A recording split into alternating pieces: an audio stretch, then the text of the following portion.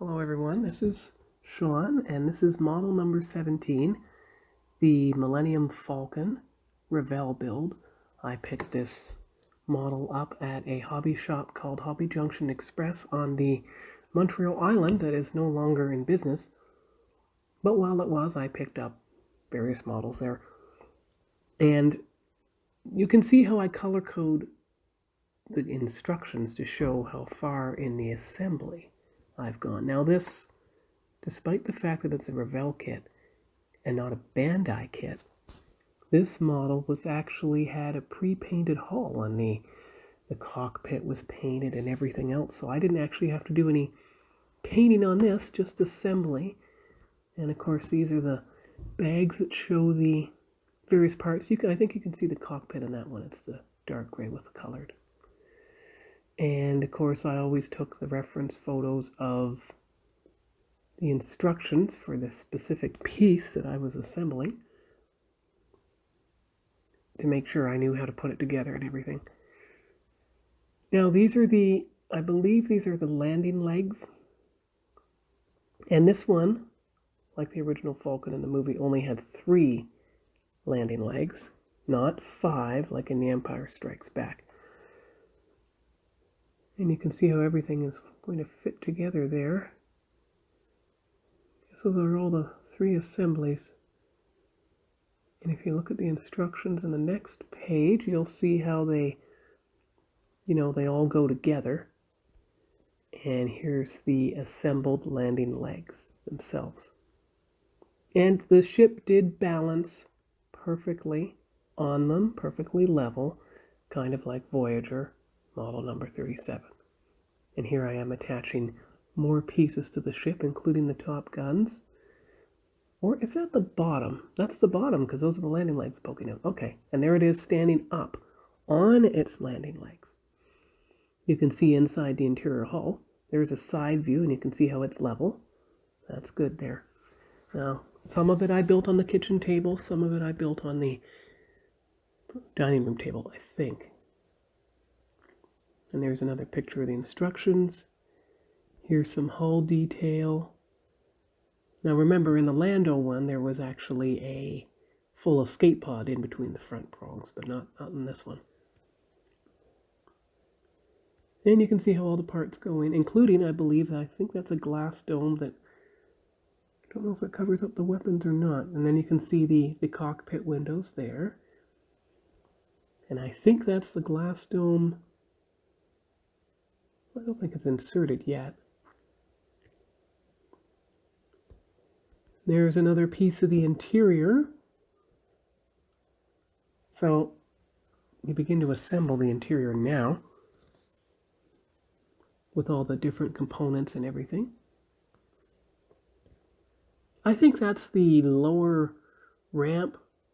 I think that's the ramp mechanism, because you can see the ramp lowered there and the pillars, and it does fold up into the hull, so that part works.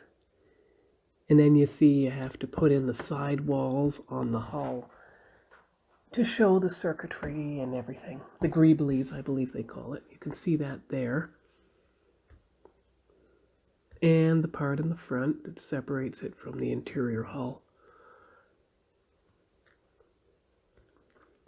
And, sometimes I guess sometimes the pictures were blurry. It's not good, but here's a couple more parts for the ship itself. It didn't take long. I think I built this entire thing in a couple of hours on one day, because after all, it didn't have to be painted. It just had to be assembled. And those are where some of the escape pods are, on the sides of the ship. And here you can see it installed. And of course, then I took the picture of the instructions where you see it in place, and now you see how you're putting in place the other pieces, the greeblies and the inner sections. Oh, I guess that was glass piece put in place after all. There's the rear engine put in place. And then again, you see it on its landing legs with the escape pods in place and the ramp down on the right. There's another picture of the ship with a Ziploc bag underneath, the sprue tree it came out of.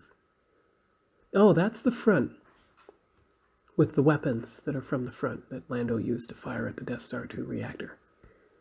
And there's the top hull. You can recognize the engine exhaust ports both on the instructions and on the ship itself. There's another piece of the hull. Also, it does screw in right there. That's probably so that the guns can be outside the window. That's it, the top and bottom gun sections. Now here's showing the installation of the cockpit with the figures. Now, I believe the entire cockpit assembly fits in that section. Of course, when it came to the figures, you see the hole in the seats that the figures are supposed to fit into?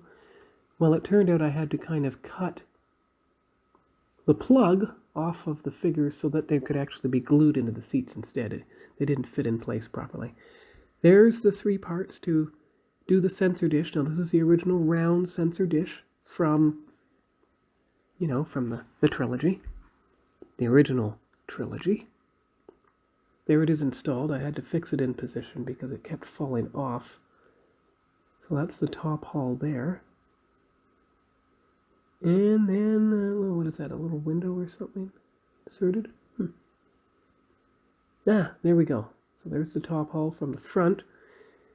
And I believe that the next picture is the first picture of the assembled Falcon. And there's a port side view, of course. And there it is from the back, the top and back, And then you have it edge on from the very back. You can see the 3 landing legs there and the ramp lowered on the right.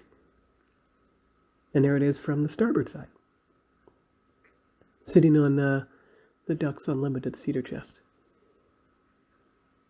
And then, of course, I found a picture of it on the shelf next to the Star Destroyer. So you can see here, you can see the Star Destroyer on the far right. Now, I don't know if this was before or after I started doing the pearlescent on the Star Destroyer. But there's the top of the Falcon with the different colored panels. There it is on a nice Constructs platform. Its landing legs are still level. And there it is on the starboard side again on the floor. You can see how even on the flat floor it's level. So that's the end of model number 17, the Revell Millenium Falcon. And we'll see you here next time for model number 18. Bye-bye.